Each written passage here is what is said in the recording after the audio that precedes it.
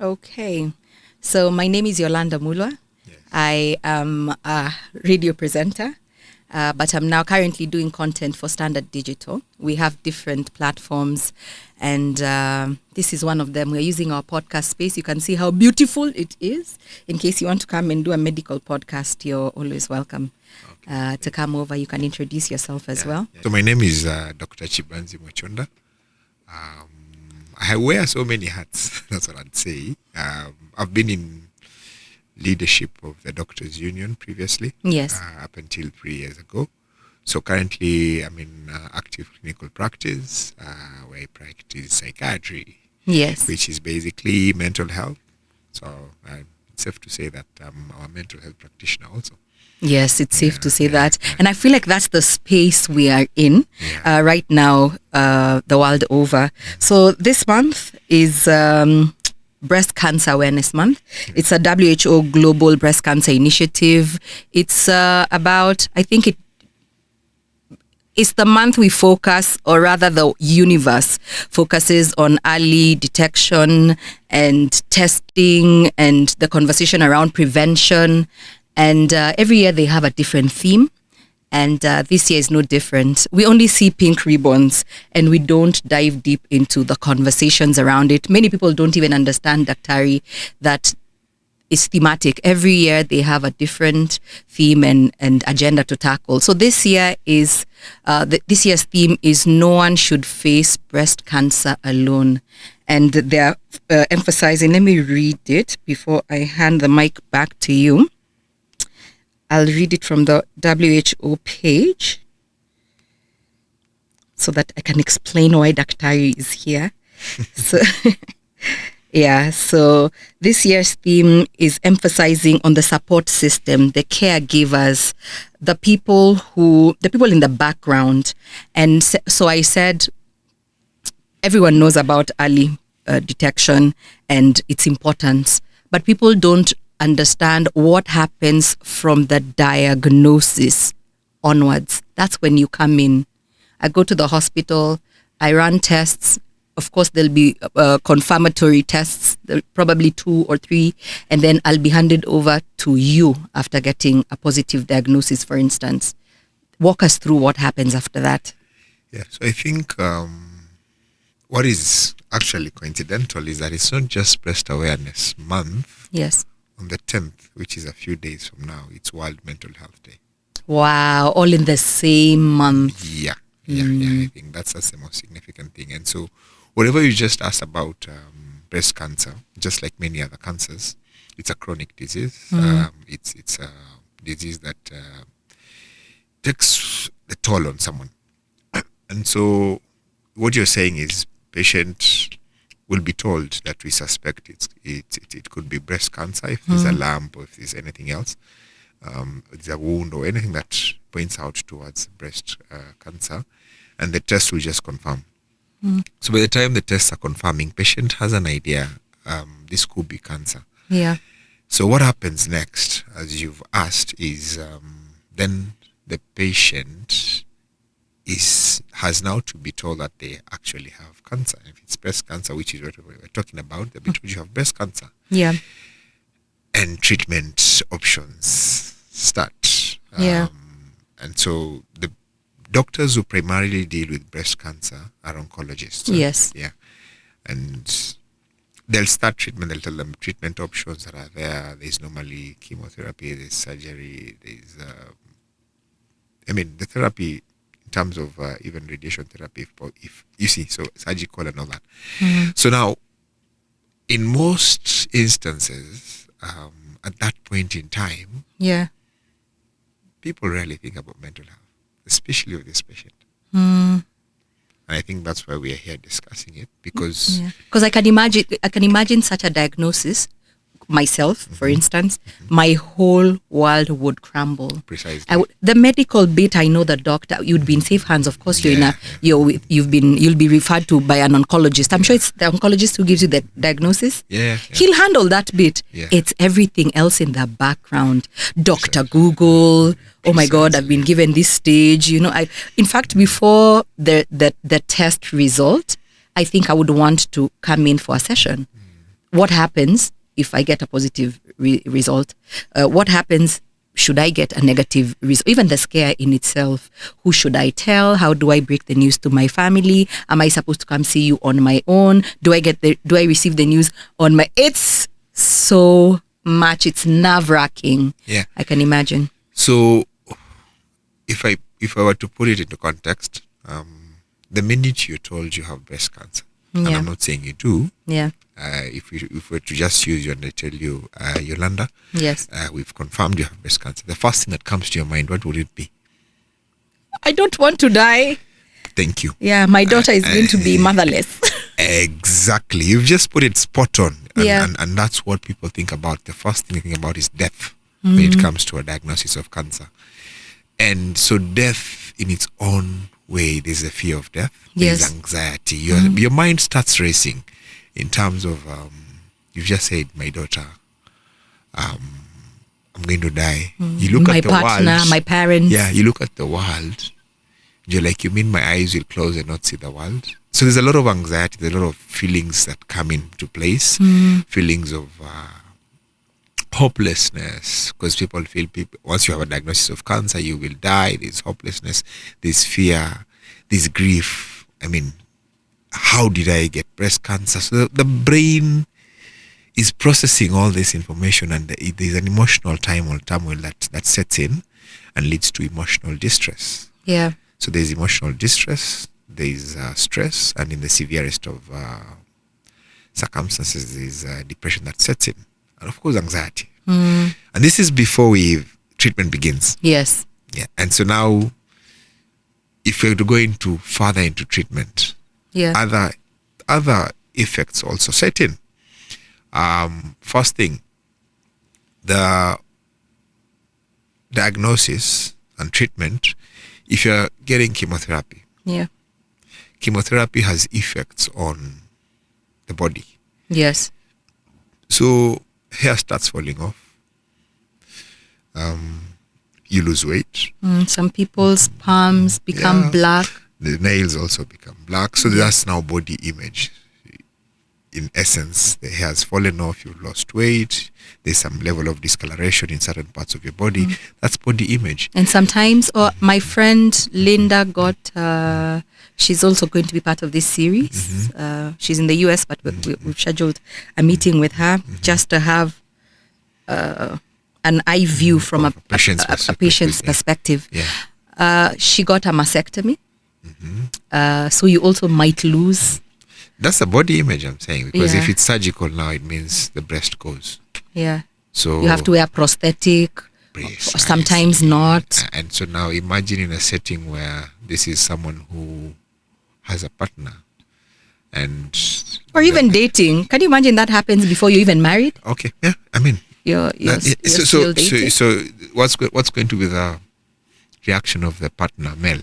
In terms of, like, do you tell them before? She doesn't have a breast. Do you tell them beforehand? You see all that, and it's quite tasking, because I can imagine now the body image dissatisfaction that sets in and leads to all this emotional turmoil and possibility. I mean, there are cases where the male has said, "You don't have a breast. You're a man like me." Not a man like me. I think this will end, and they look for another woman who has a breast. And the role of the breast in the relationship? Isn't the baby the one who's... Sorry. Yeah, but you do understand. I do. Yeah, then now you can imagine now if there's separation between the partners also in regards to that. Yeah. It takes a toll on people mentally, So the year's theme is no one should face breast cancer alone. So that sentence to me points to community, the people around the patient, the primary caregivers, the family, the friends. I want you to dive in and tell us what role this community around the patient play in the road to recovery, because these are the people who know the other side of the patient. The doctor deals with the medical, as we said, but these are the people who know, I vomit after my chemo. Maybe I need someone to drive the car with me to chemo. These are the people I'll call at night when I'm crying, I can't sleep, I'm having nightmares. These are the the day-to-day psychiatrist, to the people who maybe help you with your job? Yeah. So as I said, I tried to underline, or rather to highlight what would be running through these persons and what they would go through from a mental health perspective. Yeah. And that's a psychological perspective equally, in terms of the stress, the anxiety, the feelings of hopelessness. And sometimes people get suicidal. Like, it's the end of life. I'm going to die anyway. Why not just cut out the long pain? Precisely, yeah. So this becomes a stressor. Yeah. So and then there's another angle to it, the financial stress that comes, because it's not cheap being treated for breast cancer. And that now, so you see your stressors coming in. You have to deal with the financial aspect of treatment. You have to deal with the fear of the unknown and uncertainty in terms of death. You have to deal with the diagnosis and the treatment involved. And these are now stressors on this person. And that's where we say that the psychosocial support system is very important. Yeah. And that's why with the psychosocial support system, the family plays a critical role. Because the family become the primary caregivers in terms of, you've got, the doctors the doctors will treat and all that. Yeah. But once the doctor has given treatment, they'll be like, okay, I think we're assessing your progress. But once the doctor walks away, the people who deal with the patient every day is the family. Yeah. Now, the family equally faces these same feelings and challenges because they also now are worried. What if it doesn't go well? What if we lose them? And so everyone is processing all that at that point in time. So the family is very critical, and what the families should do is support as much as possible. Support physically also financially. Yeah. So there is a support physically in terms of being there for the patient, making sure the patient goes for their appointments for treatment, making sure the patient is taking medication if they've been given medication, supporting this patient through the side effects as they go through, talking to this patient, let the patient speak out their fears, if they can be confident within to actually just listen in. Yeah. So that's now emotional support. There is another angle of spiritual support. I like that. It's important because one of the factors that influence also our mental well-being, this spiritual aspect of it.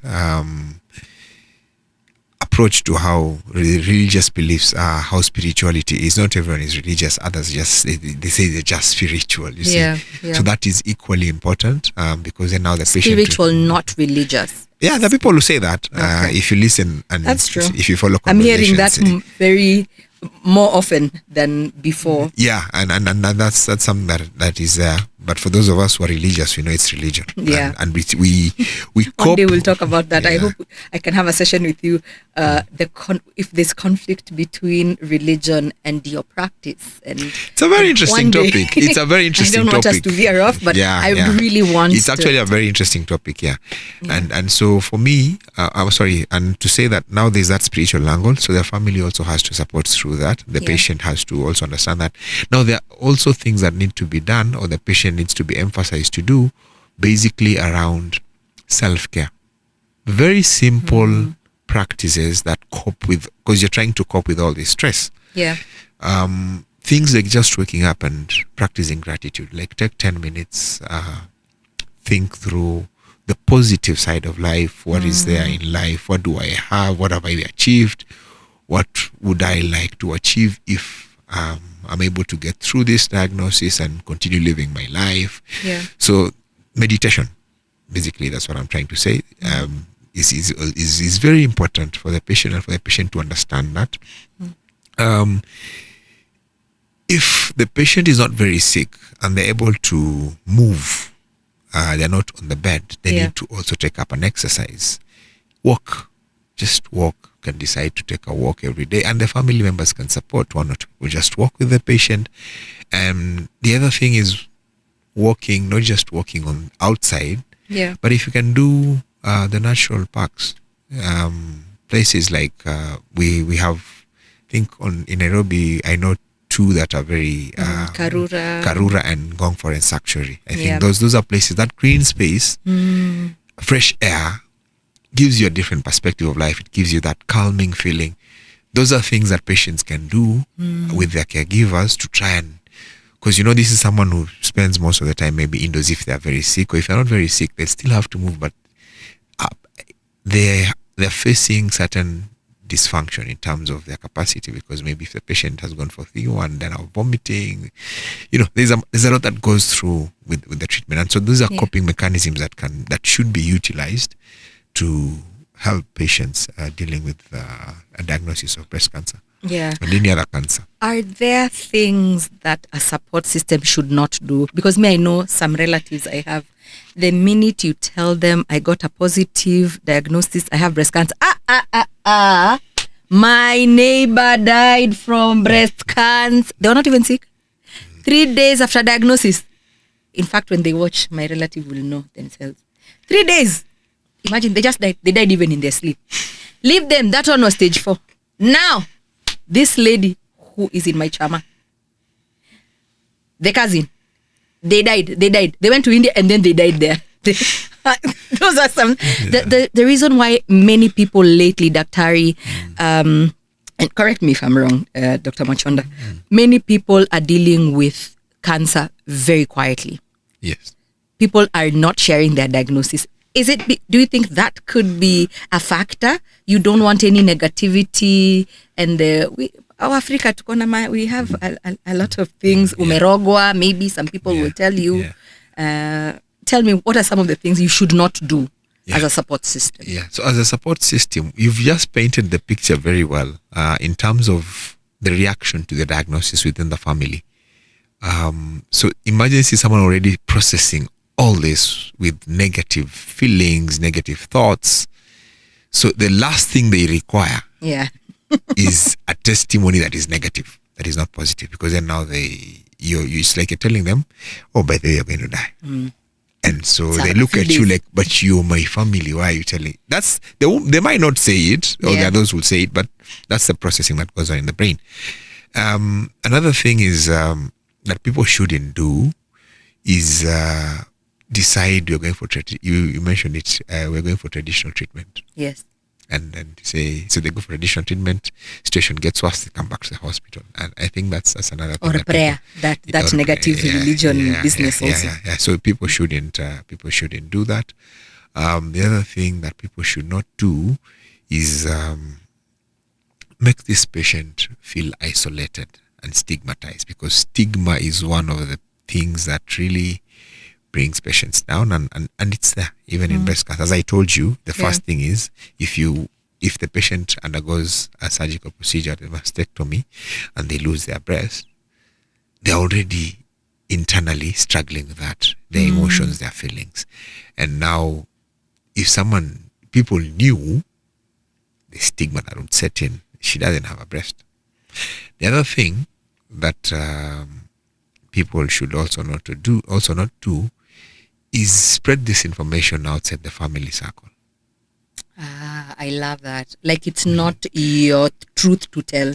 Precisely. Let the patient deal with it in terms of their own circle. Let them disclose to whoever they want. Yeah. So if I want privacy, give the patient. Precisely. Yes. Okay. Yeah. So it shouldn't be that. You come home, you find someone has done a crusade. Yes. The pastor and 4 people from church. Without informing you. Yeah, surprise. We've come to pray for you. You had cancer. The parent will be like, okay. I didn't tell you. I didn't tell you to go and tell people, you see, because I'm trying to deal with this and process this. Should you disclose in the same breath, Daktari, should you disclose to your employer, because you said stress works negatively to a patient who's already dealing with so much on their plates? Should you disclose to your not so that you can be handled with kiddie gloves, is so that they know that maybe the level of stress, because most of us work in stressful yours for instance, like you're a doctor, I'm sure you listen to everyone's problems every day. And breast cancer does affect men. We're going to get to that, but should you notify your employer? That's a personal decision. because we have different levels of resilience, mental resilience. How do you say, I'm always gone, I look strange, my hair is thinning, yeah. and there's another disease wanaweza kukuwekelea pia. So there are people, and I know one that it's a case that I know of someone who went through whatever you just asked me in terms of disclosure to the employer. Mm-hmm.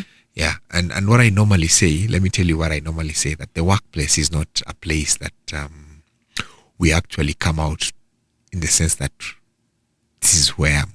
Why do I say that? Why? When I come to work, in the morning, the first thing, if I met you on the corridor, will be like, "Hi, Yolanda, how are you?" What should be your response? Fantastic. I'm fine. But are you really fine? No, I'm not. But it's not your business. And thank you. And is everyone fine? No. So what goes on in the workplace is more like superficial in a sense that we all say we are fine. Good morning. How are you? I'm fine. Have a good day.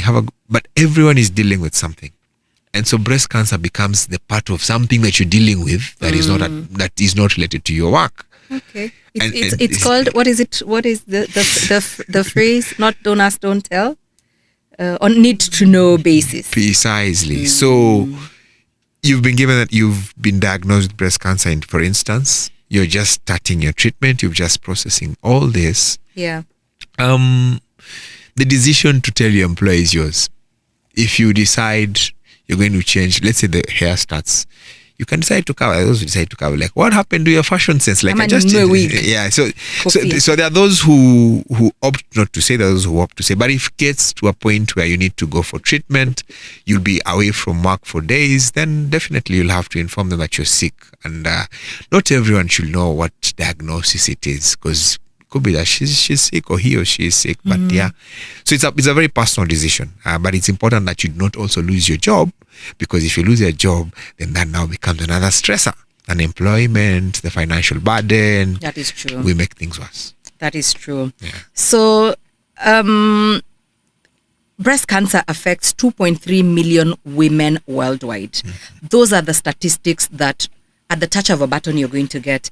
Many people don't know, Dr. Mwachonda. I know I'm going to speak to an oncologist about it, but I just wanted you to help us try and shed some light, because breast cancer also affects men. I've talked to a couple of institutions. My producer and I have been looking for a man to interview. And it's easier to go to heaven and come back, summon your dead grandparents and Jesus and Muhammad to all come here, than to find a man who wants to speak on camera about a breast cancer diagnosis. Apparently the stigma is real. The men who come forward, let me read this from a cancer support center. I won't say which one, because it doesn't matter, but this is what they told me. Most men don't reveal their illness, and those that do sadly pass on. They do it in the latest stages. But why? I don't understand. I really tried to talk to even people here in the office, my producer, and I'm like, but see, isn't it a disease like any other? Don't you have cancers that are more private and more personal than breast cancer affecting a man, that a man would be ashamed? Please. Yeah, so the statistics here, you're right, for male breast cancer are very much lower. It's very low. Yes. In fact, almost rare, but it does happen. Yeah. But then the nature and type of the man. Yeah. Do they like disclosing information? They don't. Yeah, that's how we are. And that also explains the health-seeking behavior between us men and you ladies, in terms of you're more open to seeking care, health-seeking behavior. For us, it's different. You wait till that.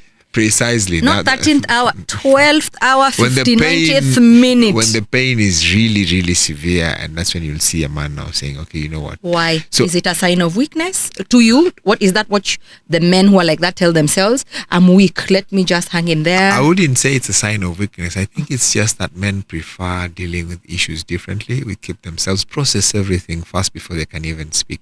I think there's that angle of the man that leads to that, and I think that is where I'd best explain it. Yeah. Wow. Yeah, because I've really we've really combed through this town to look for a man who's willing to speak. And there's no one. Yeah. Unfortunately. Yeah, and you see, I think the thing is, if I go on camera and people will know that I've had breast cancer as a man, again, the stories that will come out, how people will see it. So I think all that contributes to that. But let's hope that you might get. It's still the really beginning of the month. so. Yeah, you never know. Yeah, Out I of pray these so. discussions, you might have one. I pray so that people can know that this also affects men. Yeah. And early prevention also is Precisely. important. Yeah, true. So, I don't know. It's always, I've really wanted to, I've gone around asking this. How do you prepare someone for a diagnosis, or how would you help a family prepare for a negative result that doesn't have a positive future, if you know what I mean? Sometimes you get diagnosed late. There's really no medical intervention. Of course, the doctors try, you get different opinions, you go up far and near and far, and unfortunately, there's nothing they can do for you except just make you comfortable as you. How do you prepare family in that situation where you know you're with this person, but on borrowed time? There's nothing that you can do humanly possible to change their fate. How do you speak to a family like that? Yeah, so I think on that, it doesn't just apply to breast cancer. It applies to very many situations in the medical practice. It's things I've done myself in terms of diagnosis. And you're thinking of breast cancer and death, but on the mental angle also. Yeah. A family that will tell you you've never had any mental illness in the family, and then now you're telling them this patient has been probably bipolar or schizophrenia in its life, and it's a chronic condition. Okay, so you have talked to them. Now, when it comes to the death angle of the cancer, in terms of, you're talking of advanced disease that now requires palliative care. Yes. Yeah, so for palliative care, I think the first thing is, the most important thing is empathy is very important. And then having what you call a conference, a family conference, and let the patient tell you who she wants to be in that family conference. Who do you want, so that we have this discussion? Yeah. And that becomes a support. And they're very heavy sessions. That's where we also need to take care of ourselves. Don't invite me for, don't nominate me, I'm sensitive. Yeah, because people break down, for sure. And when you're there, if you, I mean, there are doctors who come out and say, I cried with the patients, and doctors have done that. Yeah. There are those who would be very strong and just let the emotions run through that phase. So preparation is basically being honest as much as possible, being empathetic and passing the information as it is, explaining as much as possible and responding to their questions whenever they come and all that. That's very critical. It's very critical, and you never know how a session would go. So you just prepare for that, and you just allow it. And the good thing about an effective session is I've had scenarios, and I'm telling you this from experience. Yeah. Over the last 10 years, is one is a patient, a relative who, and it wasn't breast cancer, but it was just a patient who had a terminal illness, and so I took them through that.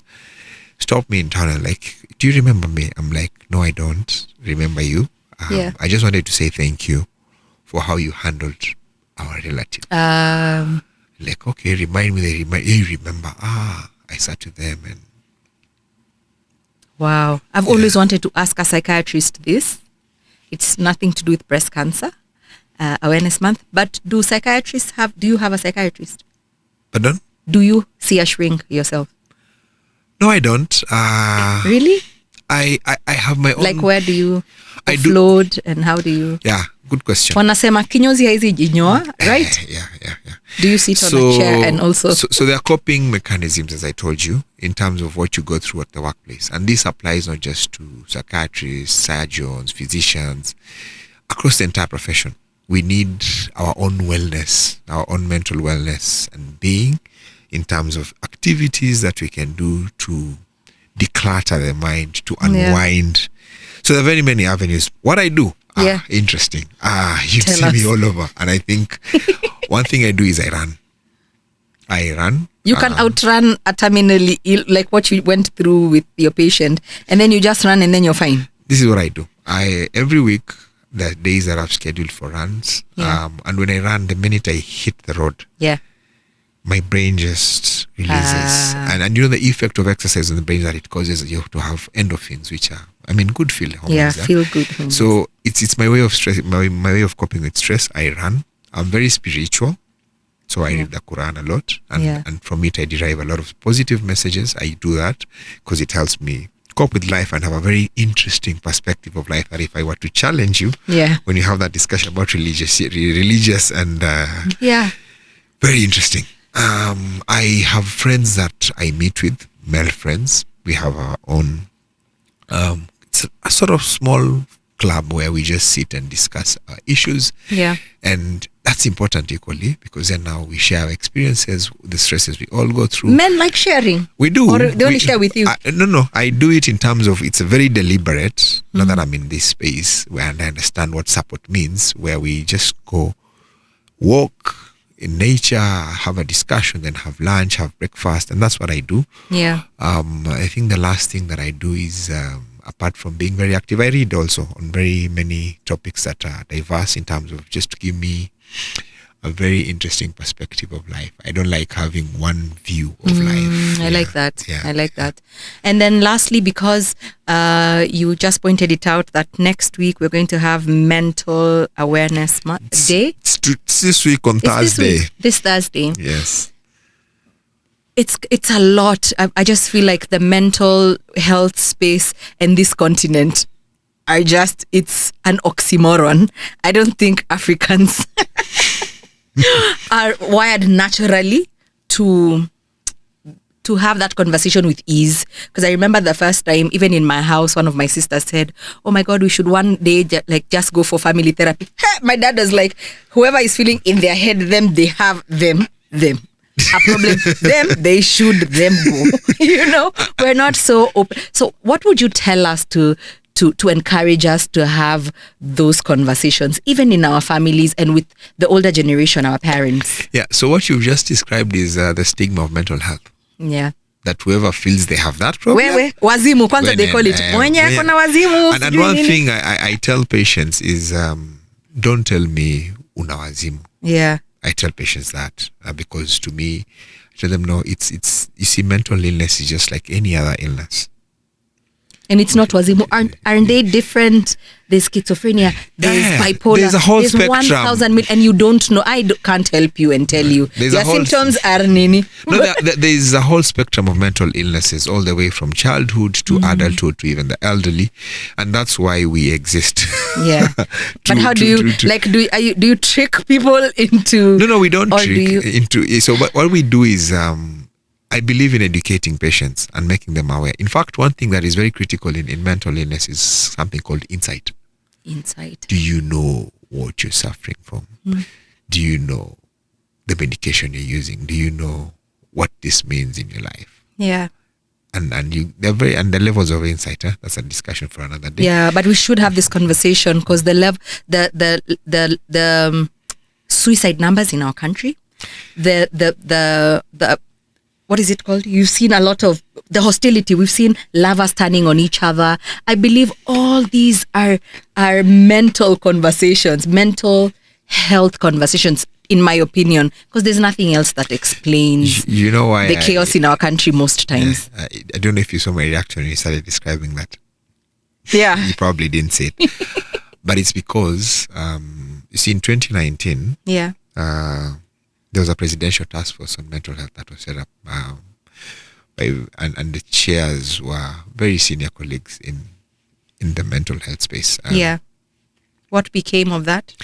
And the statistics and the recommendations and what came out is that as a country, the mental health burden is significantly high. So you want to put Prozac in our water, or we go to Uhuru Park and all swim. So I feel like so that. we need to Give have us drugs we in our need to water. have this discussion about mental health awareness and education Yeah. in the society in Kenya, and that's the space that we need to. And I mean, there are very many young psychiatrists who have taken up this. Yeah. They're doing podcasts. They're talking to. I mean, trying to on the social media space, trying to educate Kenyans about this. I think that's the step that we need to do more. Yeah. And also engage communities on mental health. I mean, there's a lot of efforts being done. We have the Kenya Psychiatric Association that tries also to educate people and hold sessions. Like I think in May when we have the Mental Health Awareness Month, they hold activities that involve people do a walk. So there's a lot to be done in terms of that, but our burden is also equally high, and so. Even just sensitization, because many people feel like mental issues are ni shida za matajiri. Oh, those are rich people problems. Me, I'm just fighting poverty. Like, those are things for them, not us. And then something else, I feel like many people, I know that people think you're weak. Those are Western problems. First, we completely disassociate and say those are not African issues. And then, do you think the government is okay? Of course, they're doing a lot, but what more do you think they can do for this? Because someone said one day, and I don't know if this is alarmist, that mental health should be declared a national. It was in a task force report. Yes. Yeah, but we're back there. It was feels like we're jogging on the spot. It's actually an emergency for the country. And that explains whatever you just described in terms of the killings that are senseless in the country. It explains the murder, suicides. You've seen someone kill someone, even a police. Homicides, actually, even, that's the word. They're called homicides. Femicide. All that definitely. Because, it's a thought process. And our actions are a result of our thoughts. Yeah.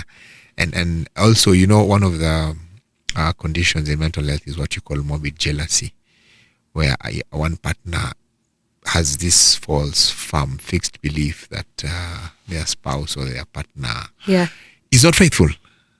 Wow. Yeah. Wow, I didn't know. Yeah. Like, there's a diagnosis for that madness? Yes. I know you don't like that. It's not madness. It's not madness. Don't say it's madness. Yeah. I take it back. Yeah. Yeah. So you see, and that's what I'm telling you, there's a lot. Yeah. You definitely have to come back another day. Thank you so much for making the time. You're most welcome. And just emphasizing the role of family with the patients who are going through breast cancer. Okay. Yeah. Thank you. Thank you. Yeah.